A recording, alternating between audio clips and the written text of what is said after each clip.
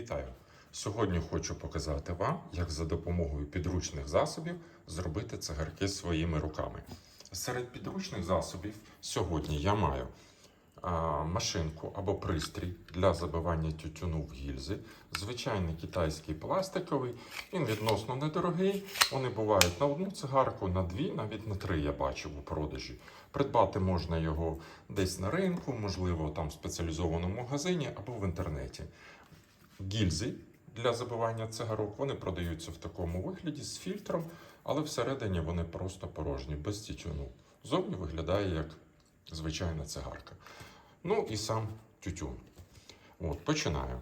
Відкриваємо цей пристрій, беремо невеличку кількість тютюну, рівномірно розповсюджуємо йому по цьому жолобу і затрамбовуємо його всередину.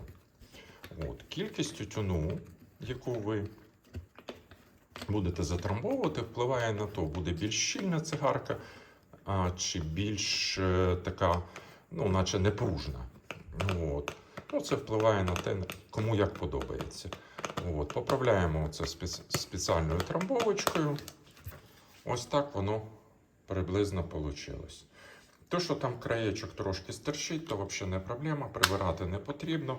Закриваємо, одягаємо сюди гільзу. Вона десь на 4 мм приблизно находить. Затискаємо її тут, бо тут вона прижимається гільза до тієї направляючої біленької. І далі, як звичайний затвор, вперед-назад. Раз, два. Все, цигарка готова. Ми її просто знімаємо звідси. Ось така вона вийшла. Наче з завода. Решту прибрали. Трошечки я тут поправив. І все готово. Ще дуже часто буває в мене ось таке там. Або в коробці, або десь рукою, або чимось, наче трошки пом'яв ту гільзу.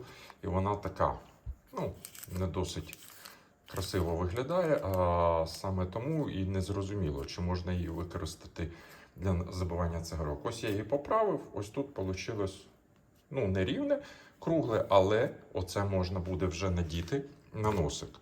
Пробую. Відкриваю.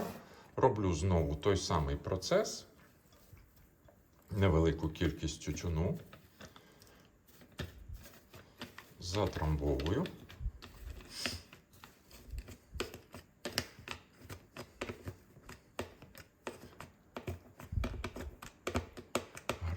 гарненько.